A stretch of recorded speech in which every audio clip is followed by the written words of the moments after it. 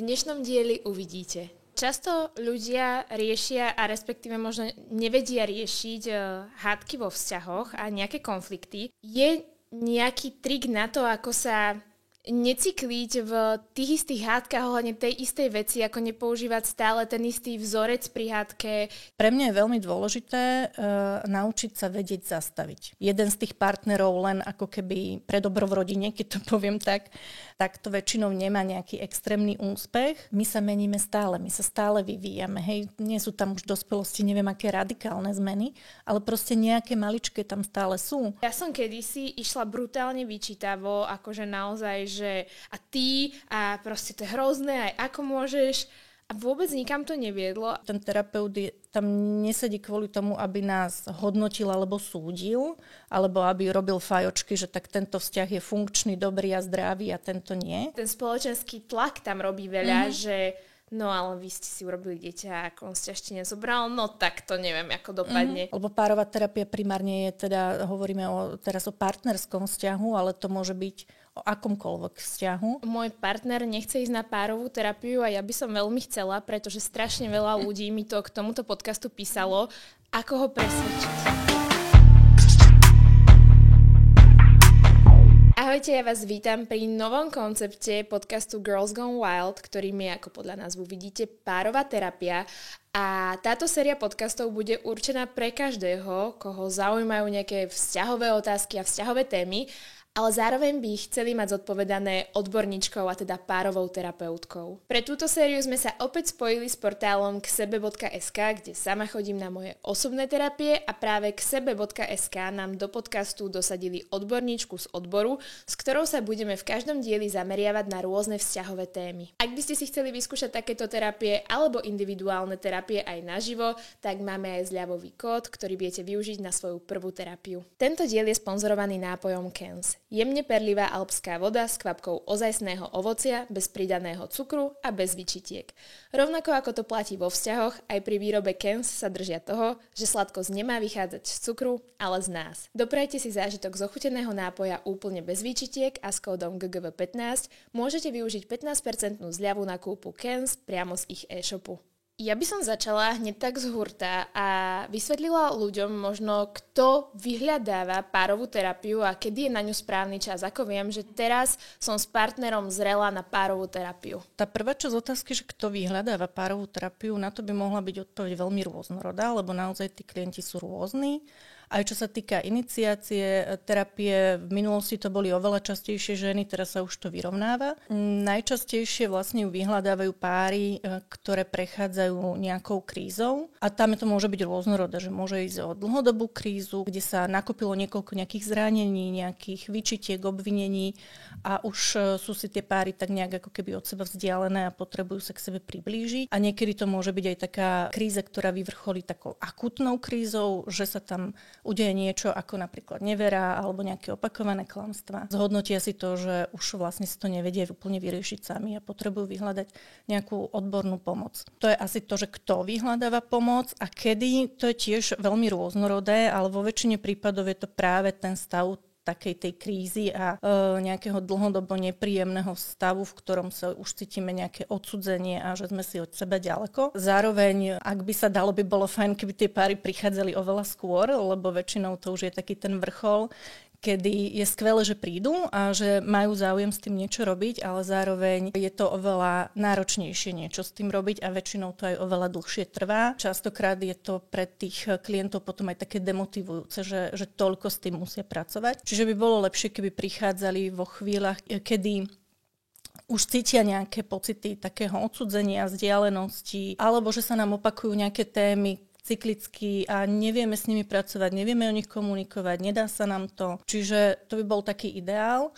Alebo možno aj sa zamerať na to, že ten vzťah má nejaký svoj vývin a že sú určité také krízové momenty alebo možno rizikové momenty, ktoré do toho vzťahu prichádzajú a ktorými si prechádza väčšina ľudí a že možno prísť v tých momentoch, že OK, teraz zažívame niečo ťažšie, niečo alebo nové, otvárajú sa nám nové témy, niečo, čo sme doteraz nepoznali a chceme sa na to pozrieť bližšie a znova si ako keby nastaviť to fungovanie toho vzťahu tej inej novej situácii. To som sa presne presne chcela spýtať, že je taká stigma, že na tú párovú terapiu chodia ľudia až v manželstve, už keď pred rozvodom pomaly, ale napríklad v minulom dieli som tu mala Kristínu Tormovú, ktorá hovorí, že oni popri deťoch si nestíhajú proste riešiť ešte aj tie vzťahové veci a že oni to majú ako také preventívne, proste kde si vyrozprávajú o pocitoch, takže je možno fajn, aby ľudia začali, že aj keď im je teraz úplne fajn, všetci samozrejme vo vzťahoch niečo riešime, ale aby začali chodiť preventívne, riešiť už aj len také maličkosti na tie terapie?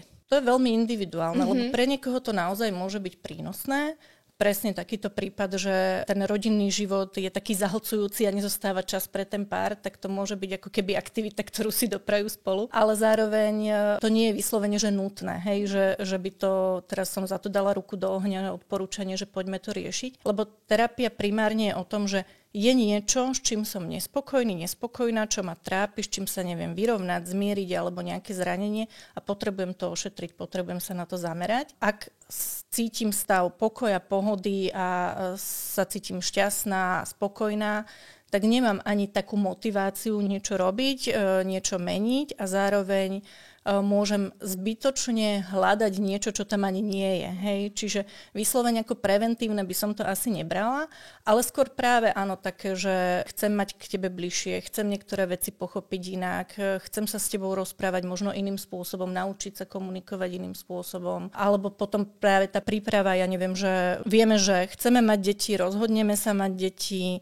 tak si môžeme dať pár sedení o tom, že tak poďme rozobrať túto tému. Alebo prídu tie deti a zistíme, že máme každý trošku iný názor, čo s tým a vtedy môžeme prísť ešte ako keby na začiatku, keď to nie je také, že už sa zaciklíme v nejakých nezhodách a konfliktoch. Čiže vtedy je to ako keby ideálne, že keď to dokážeme zachytávať čo najskôr. A čo s takým tradičným, môj partner nechce ísť na párovú terapiu a ja by som veľmi chcela, pretože strašne veľa ľudí mi to k tomuto podcastu písalo.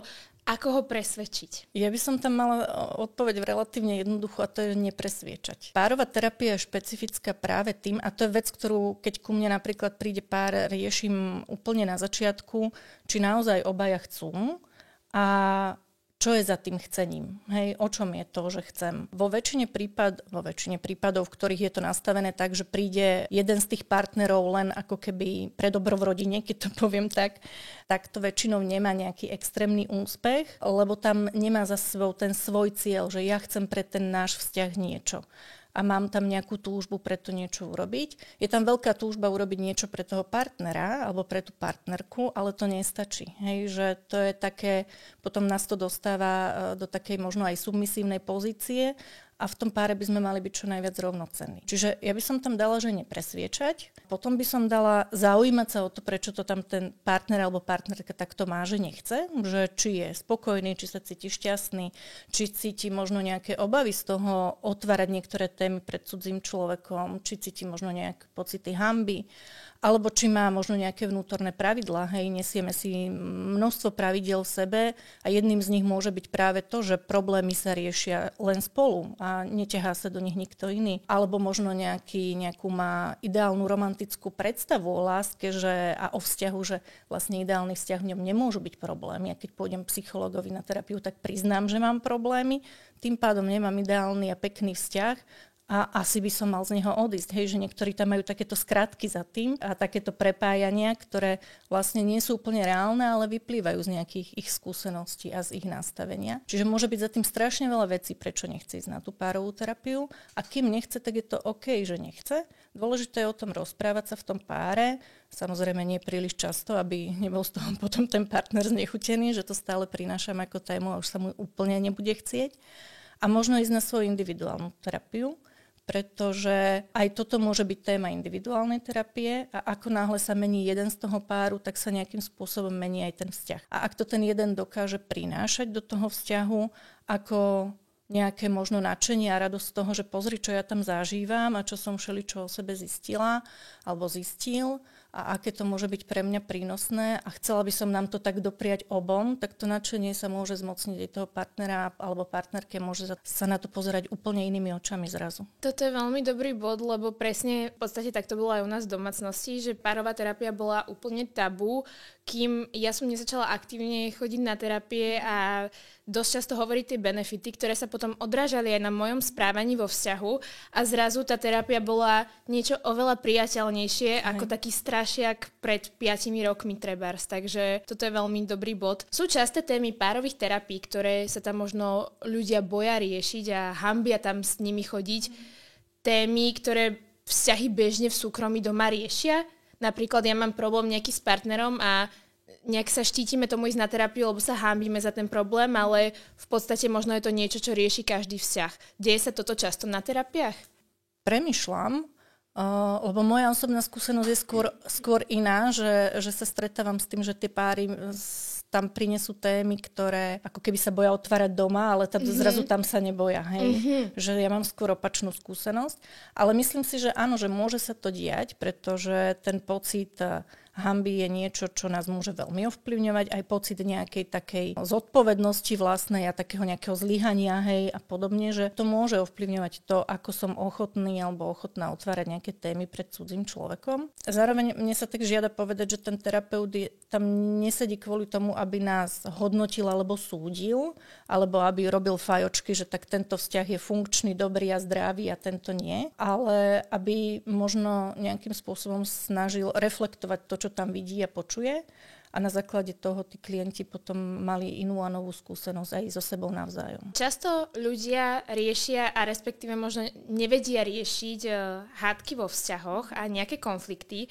Je nejaký trik na to, ako sa necykliť v tých istých hádkach ohľadne tej istej veci, ako nepoužívať stále ten istý vzorec pri hádke. Ja neviem, či to môže byť žena. Často aj moje kamošky to robia, že zbalia si kufre, vždy pri hádke proste balia kufre. Chlapi idú skôr, ako by ste mali vykomunikovať na pivo s kamošmi a podobne. Dá sa tohto zbaviť? Určite. Všetkého, čo sa chceme nejakým spôsobom zbaviť, sa dá. Alebo teda asi by som nepoužívala slovičko zbaviť. Dá sa tým vzorcom porozumieť, dá sa pochopiť tomu, prečo to robím, dajú sa objaviť tie spúšťače, ktoré tam máme, ale zároveň treba aj očakávať, že nie vždy nám to vyjde. Lebo niekedy proste naozaj môžeme mať tak náročný deň, že naskočíme na ten starý vzorec, lebo je nám to tak blízke, bezpečné, naučené, že jednoducho ideme v tom vzorci. Dôležité je to uvedomenie si aj späť a pomenovanie si, že prečo sme to urobili a že sa jednoducho stalo aj také ako keby možno odpustenie samej sebe a samému sebe, že to občas robíme. To je super, je toto povedať, lebo to je frustrujúce veľmi. Ja viem, ako ja pracujem napríklad na vzťahu a teraz už si poviem, že už sa v hádke nikdy takto nezachovám. 3-krát mi to vyjde a 4. sa zachovám úplne rovnako a potom mám pocit strašného zlyhania, že to nemá zmysel. Takže aj toto je dôležité o tom rozprávať. Určite. A ono vždy to má zmysel. Možno len keď sa pozrieme na to, že mnoho z tých vzorcov je naozaj naučených a ten proces učenia je na základe nejakého ukotvovania si tých skúseností. A keď sa mi niečo ukotvovalo roky, rokúce, tak ja teraz potrebujem naozaj zase relatívne dlhý čas na to, aby som si ukotvila ten nový spôsob. Ale zároveň, ak niekoľkokrát zlyhám, a pri tom zlyhaní sa ešte sama seba tak vytrestám a ponadávam si na seba a možno sa ešte tak aj naozaj vybičujem, že aká som neschopná, keď vlastne už o tom všetko viem a stále som zlyhala, zase som zlyhala, tak ma to ukotvuje v tom negatívnom. Namiesto toho, aby ma to ukotvovalo v tom, že toľkokrát sa mi to už podarilo, už toľkokrát som to urobila inak. Ako keby každé to zlyhanie, ktoré si zároveň aj neodpustíme a nepomenujeme si ho a nepovieme prepáč sebe a možno aj tomu partnerovi, ak je to vhodné, tak nás skôr ukotvuje práve v tých vzorcoch, ktoré máme zaužívané, namiesto toho, aby sme sa ukotvovali v tom novom, čo skúšame. Čo sa tohto týka, aj všetkého teraz, čo sme sa presne o tom cyklení sa v tých vzorcoch bavili, keď uvediem ako príklad fiktívny, že často pri hádke začnem byť nervózna a kričať, pretože u nás doma to tak bolo zvykom. Uvedomujem si, že doma sa mi to nepáčilo, nepáči sa mi to ani, že ja to robím vo vzťahu. Chcem to zmeniť a pracujem na tom. Väčšinou sa idem vydýchať do izby, aby som nekričala, ale sem tam to pustím. a bohužiaľ to stratím a je tam tá frustrácia. Vie byť vtedy nejaké opravné riešenie toho konfliktu, napríklad to, že prídem za tým partnerom, prepáč, že som zase kričal, nechcel som to, len som to zase nezvládla. Je toto možno adekvátne riešenie toho, aby tá frustrácia zo seba bola menšia? Určite áno. A ešte sa mi tam žiada dodať, že je dôležité, aby tomu aj ten partner rozumel, že toto je ten môj vzorec a za určitých okolností sa mi deje. Zároveň, aby to nebolo to ospravedlnenie také, že beriem teraz celú vinu na seba. Lebo tak ako ja mám vzorce, aj ten partner má nejaké vzorce a niekedy možno on opakuje vzorce, ktoré mňa nutia potom kričať, keď zostanem pri tom príklade. Hej, že je dobré uvedomovať si svoje vlastné vzorce, ale zároveň nepreberať celý podiel viny ako keby za tú situáciu. Skôr zhodnotiť, že áno, udialo sa to, toto je ten môj podiel, ja to budem skúšať robiť inak a teraz som už spokojná, kľudná a môžeme sa k tej téme vrátiť. Ak je to pre teba v poriadku, rozprávať sa o nej tu a teraz už s pocitom nejakého pokoja. Častá otázka bola aj to, ako riešiť konflikty rešpektujúco. Je to teraz také veľmi moderné aj v rámci s deťmi a rešpektujúcej výchovy. Viem, že moja kamarátka to perfektne zvláda s deťmi v tom štýle, že keď niečo zle urobí, sa aj malému dieťaťu ide ospravedlniť a hovorí mi, že si všíma, že sa trojročná príde ospravedlniť, keď urobí niečo zlé, čo jej staršia dcera napríklad nerobí, lebo pri nej to nerobila. Vieme niečo takéto využiť aj vo vzťahoch, že možno učiť toho partnera tým svojim správaním alebo celkovo ako zvládať tú rešpektujúcu komunikáciu? Určite áno. Ja častokrát, keď pracujem s pármi, tak im ako príklady, metafory dávam práve takéto paralely zo vzťahu rodič-dieťa. Čiže využiť sa to určite dá. Zároveň ale by sme mali vedieť to, že pri tom dospelom to bude chcieť viacej času a asi aj trošku takej otvorenejšej komunikácie a aj takého nejakého vysvetlenia, prečo robím to, čo robím. Pretože už tam máme človeka, ktorý si so sebou niečo nesie a má tiež svoj životný príbeh. A keď my zrazu zmeníme svoj spôsob správania bez toho, aby on rozumel tomu, prečo to sa deje, tak to môže priniesť ohrozenie do toho vzťahu. On sa môže, alebo ona sa môže zrazu cítiť nebezpečí, že tuto sa niečo zmení a ja tomu vôbec nerozumiem, veď my na niečo sme boli zvyknutí a teraz to zrazu je úplne inak, hej, čo to znamená. A už si tam vytváram rôzne fantázie, predstavy, dávam tomu významy. Čiže tá komunikácia tam je dôležitá, keď chcem niečo začať robiť inak, ten partnerka by o tom mal vedieť, že čo chcem a čo ma k tomu motivuje, k akému výsledku by som chcela dospieť. To je super, tam sa presne potom budem chcieť aj vrátiť v otázkach, lebo ľudia sa pýtali, že čo robiť napríklad, keď partner vôbec nechce mať tieto otvorené konverzácie, ale k tomu sa teda dostaneme, len som chcela povedať aj divákom, že to bude mať vlastne celkom náväznosť. Len ako sme spomínali tých rodičov, mňa by ešte veľmi zaujímalo a je to niečo, čo sledujem, že sú z toho vinní ľudia vo vzťahu rovnako ako aj ja. Ako si neprenášať svojho vnútorného rodiča do tých hádok vo vzťahu, pretože ja som netušila, že takáto vec existuje, kým som sa nezačala chovať úplne rovnako ako moji rodičia pri hádke a vlastne ešte aj rovnakým štýlom, ako mi to vadilo na nich. A tým, že napríklad ja a môj partner máme veľmi, veľmi odlišné typy výchovy, tak jemu ten môj spôsob prenašania toho môjho rodiča je tak vzdialený, že to nerobilo žiadnu dobrotu, ale vidím, že sa toto deje. Ako si to nejak oddeliť od seba?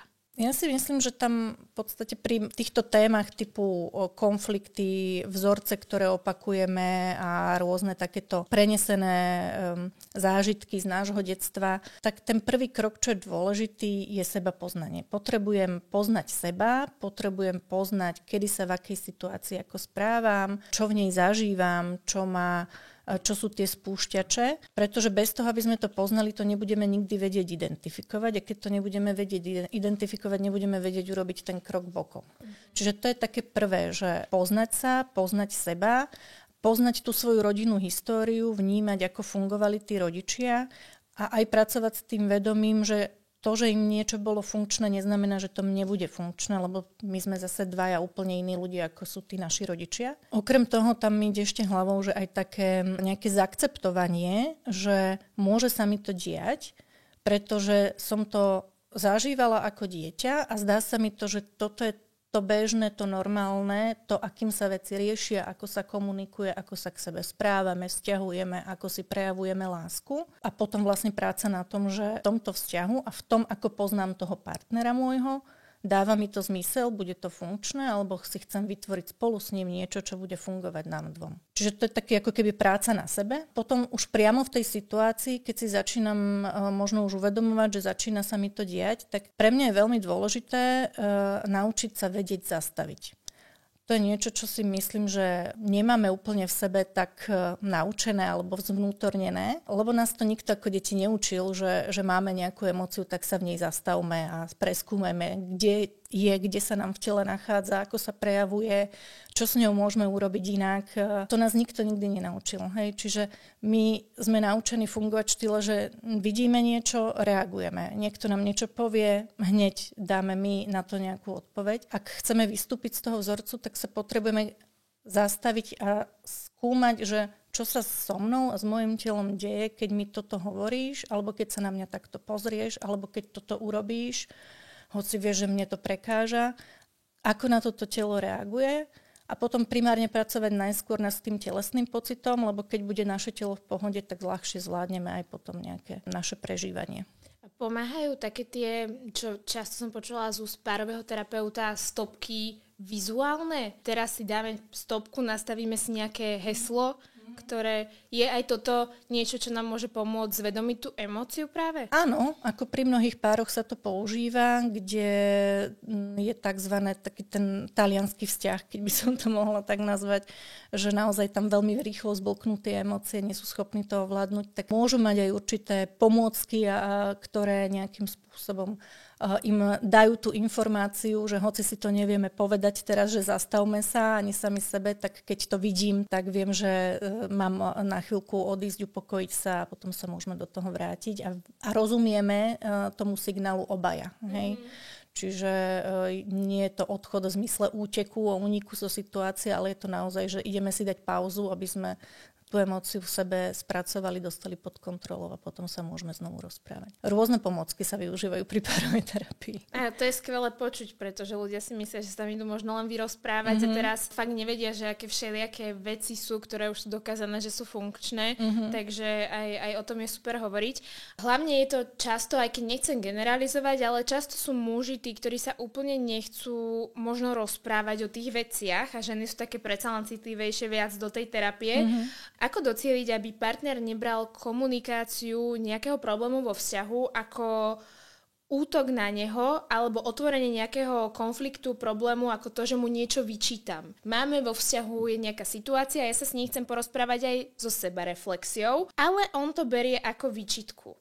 Treba pracovať na svojom správaní, ako sa to naučiť podať tak, aby to neznelo ako výčitka, alebo práve naopak, on by mal niečo zmeniť? Dobrá otázka, lebo v podstate obe odpovede môžu tam byť úplne reálne. To, či partner bude chcieť niečo na sebe zmeniť, to musí byť jeho voľba.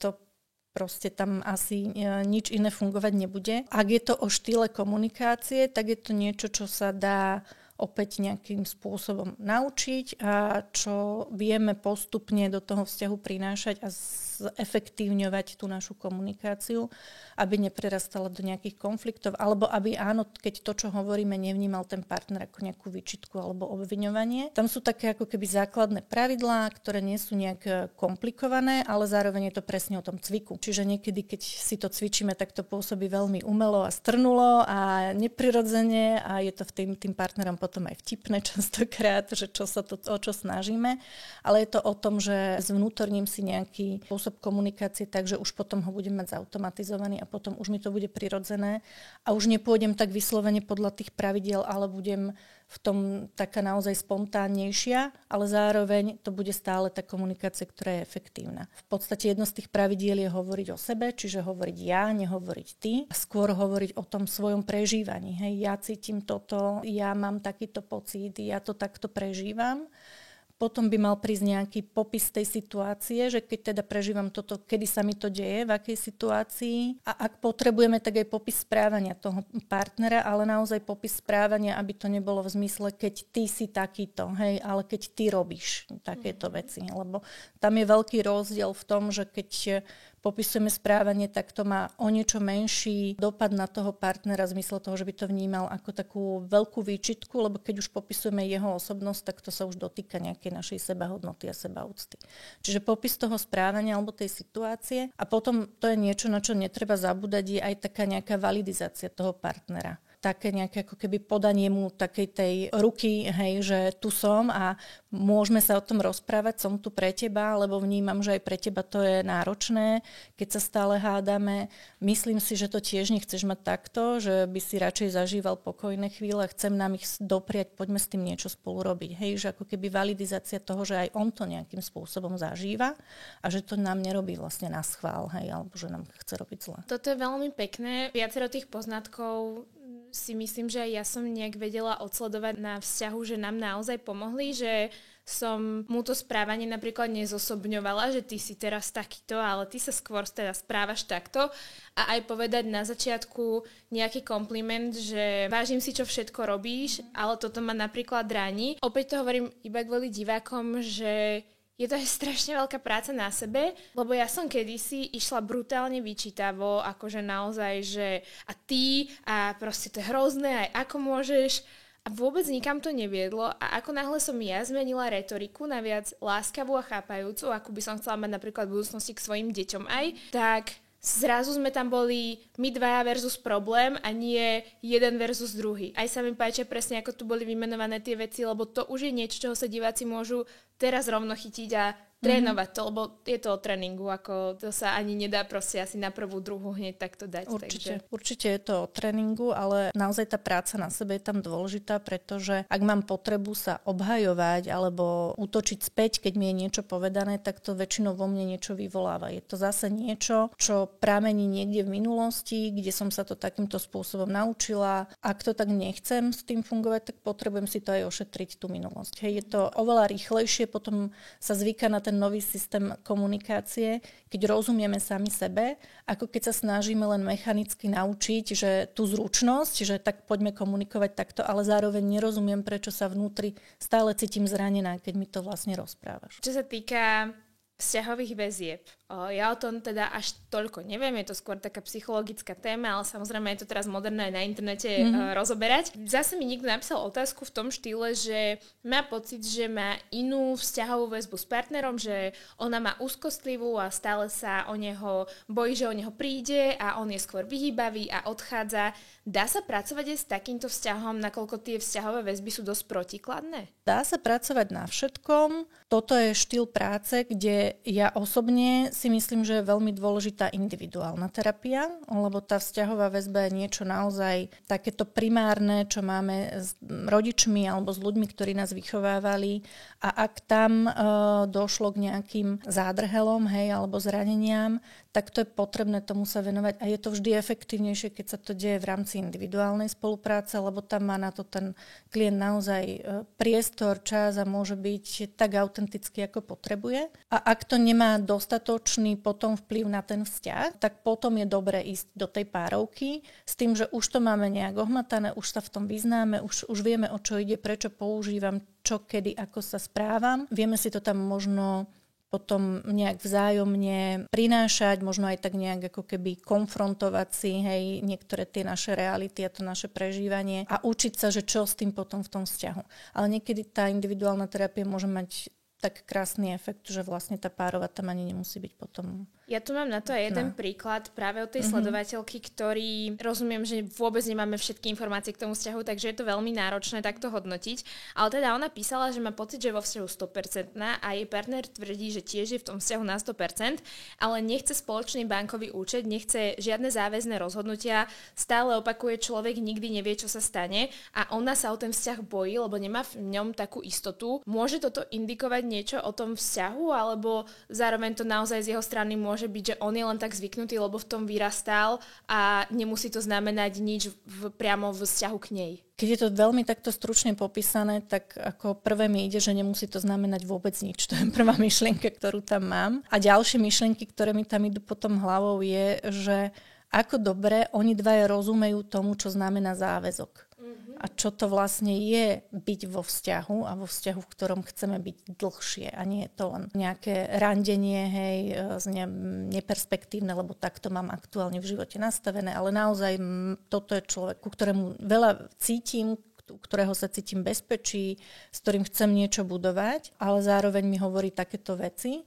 Mne tam tak znie to, že o čom je ten záväzok, ako rozumie záväzku tá slečna pani, ako rozumie tomu záväzku ten partner, či vôbec vedia o tom, že kedy kto sa cíti byť ako silno priputaný v tom vzťahu, alebo ako silno sa v ňom cíti byť taký vložený, že toto je ten trvalý vzťah a na základe čoho majú tie jednotlivé znaky. Lebo to, či budú mať spoločný bankový účet, vôbec nie je dôležité pre ten samotný vzťah a preto, či ten vzťah je pevný a bezpečný a vytrvá. Vyznieva mi to, že sú tam také ako keby vonkajšie nejaké znaky, ktoré ona vyhodnocuje ako potenciálne nebezpečenstvo, ale reálne nemusia byť nebezpečné pre ten vzťah. Môžu, hej, to je otázne. Príde mi tam, že to vykomunikovanie si toho záväzku je tam v celku také, v tomto momente pre mňa také záhadné, že či vôbec bolo. To je super. Nenapadlo ma, že by mohol za tým človek hľadať to, že napríklad máme iný pohľad na to, čo je záväzok a opäť je to pohľad, ktorý proste, keď človek možno nechodí na tie terapie alebo na tú párovú, tak sa nad ním ani nezamyslí. Že ja to berem ako útok, že však spoločný bankový účet je niečo, čo vo vzťahu má byť, ale pritom on to môže mať zo svojich koreňov úplne inak a u nich ani manželia nemali spoločný, takže je to naozaj veľmi zaujímavé. Pre niekoho môže byť znakom bezpečia práve to, že máme niečo spoločné, niečo zdieľame a niekto to takto vôbec nemusí mať. Niekto to má založené vyslovene na tej emócii a tieto také vonkajšie znaky tam vôbec nie sú. Vykomunikovanie si toho záväzku môže byť aj práve o tom, že mnohí ľudia dnes majú pocit, že nepotrebujú vstupovať do toho záväzku takého toho manželského. Hej. Keď vstúpim do partnerstva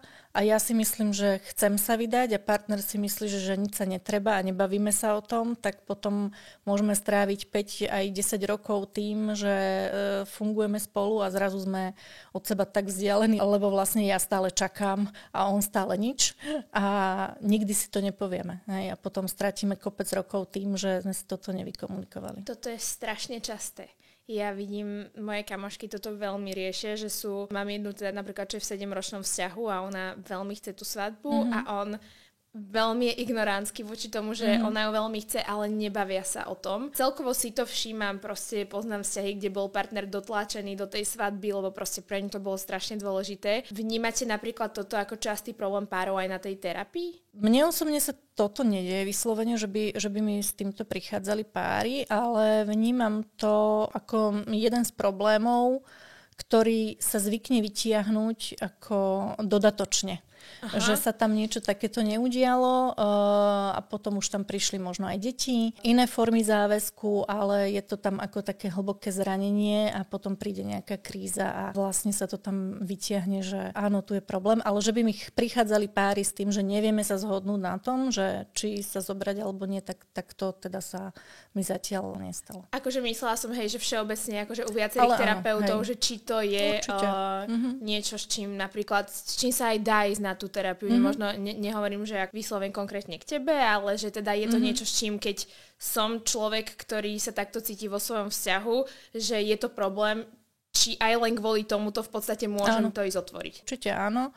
A zároveň v podstate je už mnohými výskumami preskúmané, že žena tú formu záväzku, hlavne keď už uvažuje aj o založení rodiny, že tá svadba má pre ňu veľmi veľký význam, že v podstate síce je to len symbol toho záväzku, ale zároveň je to ten pocit bezpečia, ktorý sa potom príchodom tých detí dosť zvykne narušiť, ako keby upevňuje. Že pre mnohé ženy je to naozaj taká alfa a omega toho, zotrvania v tom vzťahu na tej úrovni toho, že cítim sa tam bezpečie. Oni dokážu zotrvať ďalej v tom vzťahu, ale tá úroveň bezpečia je tam nejakým spôsobom narušená. A už keď sa necítime úplne bezpečne, tak potom už ideme s rôznymi obranami do rôznych situácií. A môže to ovplyvniť ten vzťah. Ja mám presne pocit v tomto, že to je taký trošku spoločenský tlak, že keď si aj ja predstavím, nikdy som napríklad neriešila svadbu, či chcem, či nechcem, ale zrazu predstava detí, tak som taká, že no ale to už by sme mali byť predtým zobratí. Pritom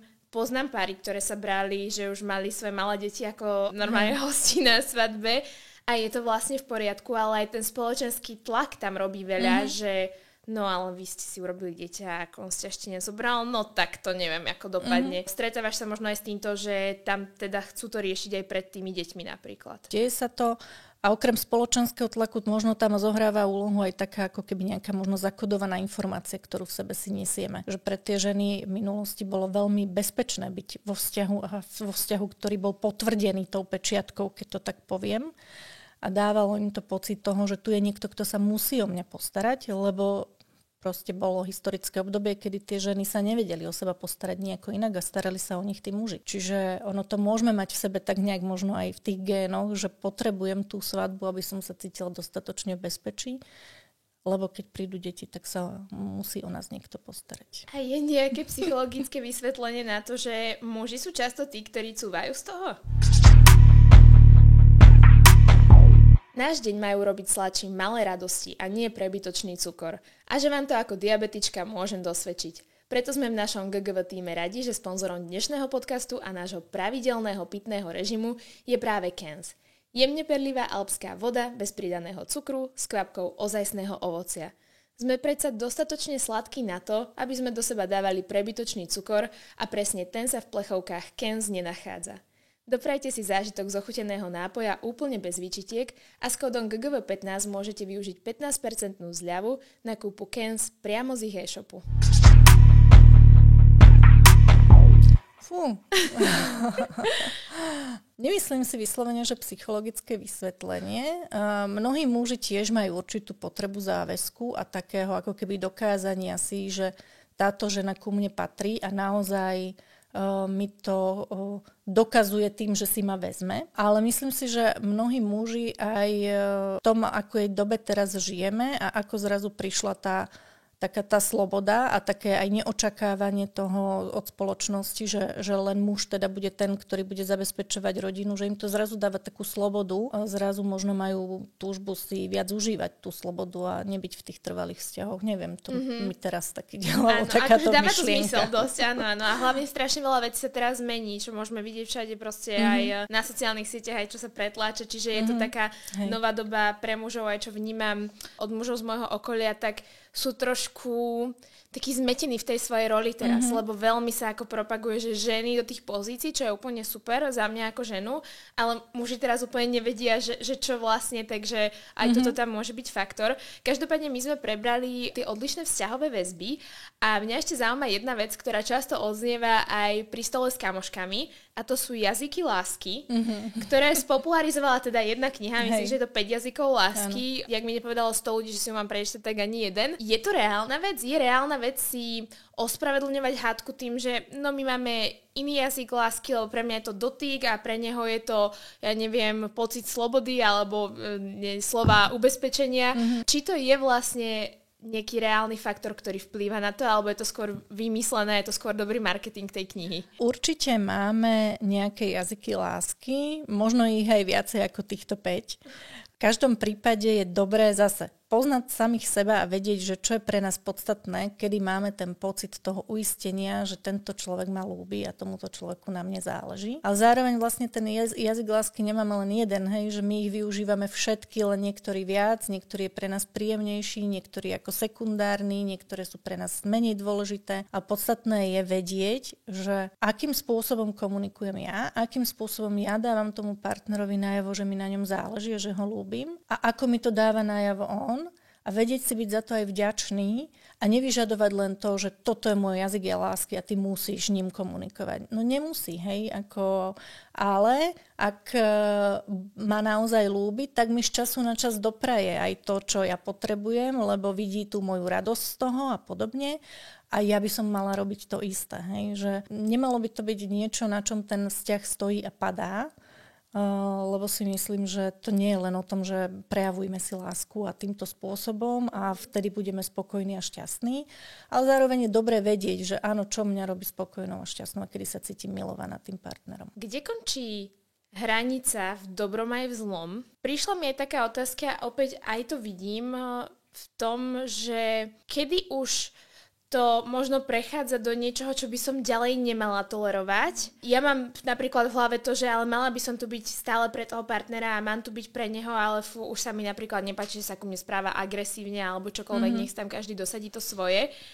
Ako odlišiť, že či toto je tá hranica, za ktorú už proste ten partner ako nemal ísť a už je čas sa rozísť, alebo tam mám zotrvať a snažiť sa na tom pracovať, pretože v tomto sú ľudia veľmi zmetení. Ja tam asi ani nemám nejakú vyslovene jednoznačnú odpoveď, ktorá by tým ľuďom pomohla nebyť zmetený. Prvé, čo mi ide hlavou, že určite netreba prekračovať svoje hranice, ak sa jedná o toxické vzťahy, ale zároveň tam to je najťažšie neprekračovať svoje hranice a nezotrvať v tom vzťahu. A to už teda vravím naozaj o nejakom násilí, zneužívaní, závislostiach a tak ďalej. Čiže odísť z takého vzťahu je extrémne náročné, tam to málo kto bez podpory zvonku dokáže. A zároveň vnímať tú toxicitu na začiatku toho vzťahu, kedy sme veľmi zamilovaní a sme v tej romantickej fáze, niekedy nie sme schopní. A niekedy sa tam už tak pripútame na toho partnera, že keď príde tá fáza takého realizmu, ktorá tiež prichádza, kde sa tak trošku od seba odstúpime a začíname uvažovať nad tým, ako nám je s tým partnerom a či s ním naozaj chceme byť a začíname si všímať všetko to, čo nám vadí a miestami nám strašne lezie na nervy, tak vtedy niekedy ťažké odísť, lebo už sa tam boli urobené nejaké tie kroky v tej romantickej fáze, ktoré nám vlastne nedovolia. A to môže byť rôzne naše presvedčenia o tom, ako my toho partnera zmeníme. On nás vlastne tak strašne ľúbi, že my to tam celé zachránime a vytrhneme ho z toho jeho vzorca, z toho jeho spôsobu správania alebo z jeho jej závislosti. Čiže to je veľmi náročné s tým pracovať tam naozaj, ako si myslím, že málo kto to zvládne tak ako keby sám, hej? Že to musí byť strašne silná osobnosť, že strašne taká vedomá, vnímavá voči sebe, voči tým situáciám a myslím si, že aj týmto ľuďom to predsa len trvá určitú dobu, kým sa nakoniec odhodlajú a vystúpia z tých vzťahov. Nie je tam nejaká jednoznačná rada, ale naučiť sa byť vnímavý, možno už aj ak nie sme vo vzťahu, tak pracovať na tomto, že byť vnímavý voči sebe, byť vnímavý voči iným ľuďom, byť vnímavý voči tomu, ako vo všeobecnosti fungujem vo vzťahoch. Lebo párová terapia primárne je teda, hovoríme teraz o partnerskom vzťahu, ale to môže byť o akomkoľvek vzťahu. My vytvárame kopec vzťahov v našom živote, v ktorých môžeme fungovať veľmi podobne ako v tom partnerskom a neuvedomujeme si to. Nespôsobuje nám to možno až také ťažkosti, ako keď sa dostaneme do toho partnerského vzťahu a tam zrazu príde, spoločné bývanie a už sme s tým partnerom dennodenne a zrazu sa nám to tam začína cykliť a kopiť a už je toho príliš veľa a tam sa to ako keby ukáže, že aha, ja takto fungujem vo vzťahoch. Ale je možné, že tak fungujem v každom jednom v mojom živote. Nie je možno také fajn, a to som si ja úplne vymyslela, takže možno je to úplná hlúposť, ale mne to kedysi pomáhalo, že si reflektovať na to, že či by som chcela, aby sa niekto niekedy tak správal k mojej dcére. Zároveň na seba sme prísni, nechávame si posúvať hranice, často zrádzame seba vo vzťahoch, ale nikdy by som nechcela, aby sa napríklad, keď mám toxického partnera, tak niekto správal k mojej mame alebo k mojej dcére. Je to možno fajn premietnúť na niekoho, koho mám rád? Áno, je to možné, lebo niekedy si nevieme urobiť ten odstup sami od seba a potrebujeme si tam dať ako keby nejakú inú významnú osobu do tej našej role a si to tak zreflektovať, že no keby sa to dialo tomuto človeku, tak aké by to bolo? Chcela by som to, nechcela? Je mi to príjemné, nie je mi to príjemné? Ako môže to byť účinný spôsob, ako s tým pracovať? Ty si spomenula aj na začiatku tie rúžové okuliare a nevidíme a potom už sa naviažeme na toho priateľa. Dajú sa na začiatku vzťahu vytipovať nejaké, teraz trendy názov red flags, ktoré vieme, že by mohli prerásť do niečoho veľkého, ako napríklad žiarlivosť alebo nejaké nadmerné pitie alkoholu na oslavách, kedy sa ten človek nezvláda. Vieme z toho sledovať na začiatku a zachrániť sa do budúcna? Alebo je to ťažké? No ťažké je to práve v tom, že niekedy môžeme to úplne ako keby zastávať nejakou stenou a nevnímať to, lebo nám je s tým človekom na druhej strane tak príjemne, že si povieme, že toto vlastne tu ani nie je, hej, ako keby sklameme samých seba. Určite tam nejaké takéto znaky môžu byť, napríklad keď sa snažíme komunikovať s tým partnerom, tak nejakým spôsobom podceňuje to, čo my vravíme, alebo to úplne devalvuje, hej? Že ako keby náš názor nebol dôležitý, alebo nás aj stopuje v tej komunikácii, že ho nezaujíma vôbec náš názor, alebo že trávime čas iba tak, ako chce ten partner. Keď navrhneme niečo my, tak to je automaticky odmietnuté, alebo že ten partner začne nejakým spôsobom ovplyvňovať to, ako vyzeráme, ako sa máme správať, s kým sa máme a nemáme stretávať, že ako zasahuje do toho nášho osobného života, osobného priestoru. To by mohli byť nejaké znaky. Pri tých závislostiach, áno, tam sa to relatívne rýchlo objaví. Ak žijeme trošku nejakým spoločenským životom, občas chodíme von, že tam sa to dá odhaliť relatívne rýchlo. Pri tomto ma napadla jedna vec. Ja som kedysi počula, že, a viackrát som to, neviem, či čítala, počula, ale viackrát sa mi to v živote ukázalo, že ak nám niečo vadí na partnerovi prvý rok a hádame sa veľa kvôli tomu, ale to je nejaká blbosť, tak bude to dôvod nášho rozchodu o pár rokov. Všímam si to opäť proste na vzťahoch v mojom živote, aj keď teda nie konkrétne na mojich, že napríklad partner fajčil cigarety a kamoška strašne vadia cigarety a dala sa s ním dokopy, ale presne bola tak zaľúbená, že ona to proste nejak zvládne, to, že fajčí, vedno nevadí, tak ona to prekusne. No 3 roky na to, už teda tie cigarety, akože už mu ich splachuje do záchoda a už je to ako veľmi vyhrotené a rozmýšľajú nad rozchodom práve kvôli cigaretám. Je toto pravdivé saying, keď to tak poviem? Ako kedy. Skôr to tam si myslím závisí od toho, že aké my vyznávame nejaké hodnoty, priority, aké máme predstavy o našom živote, životnom štýle, čo je pre nás dôležité, čo nie. Tedy to môže byť naozaj niečo veľmi jasné, že teda tuto ti to ešte odtolerujem, ale zároveň mám predstavu, že sa zmeníš a že sa kvôli mne zmeníš, to sa väčšinou nedeje. Čiže je potom veľká pravdepodobnosť, že to bude ako konflikt vybublávať opakovane a stále pravdepodobne častejšie. Ak to nie je úplne hodnotová záležitosť alebo niečo, na čom mi nestojí ten môj osobný život, tak s tým sa dá pracovať a je to niečo, čo vieme odtolerovať. Zaujalo ma, kvôli mne sa zmeníš, nefunguje.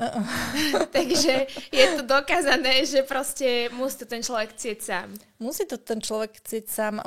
Niekedy máme aj motiváciu meniť sa kvôli inému, že niekedy naozaj sme tak zalúbení, že si povieme, že kvôli nemu a kvôli nej urobím čokoľvek. Ale potom ten stav zaľúbenia odoznie a musí odoznieť, aby sme sa naozaj vedeli rozhodnúť, že či tento vzťah nám stojí za to, chceme v ňom dotrvať dlhšie. A tam už sa dokážeme meniť iba kvôli sebe a kvôli tomu, že nám to dáva zmysel. Plus zároveň my sa meníme stále, my sa stále vyvíjame. Hej, nie sú tam už dospelosti, neviem aké radikálne zmeny, ale proste nejaké maličké tam stále sú. Čiže aj s tým treba rátať, že keď vstupujem do vzťahu s nejakým človekom teraz, tak o 10 rokov on bude už trošku iný a ja tých 10 rokov by som nemala zaspať na vavrínoch a brať to ako realitu, že je stále rovnaký a on zrazu reaguje trošku iným spôsobom. Mňa to vyrušuje, mne to vadí, mne to prekáža. Že niekedy toto sa mi ináč deje často v terapii, že prídu partneri a dlhoročné partnerstvo, oni sa poznajú, oni o sebe vedia všetko a potom zrazu začnú o sebe rozprávať a tam také neveriace pohľady vrhajú na seba, ty to máš takto?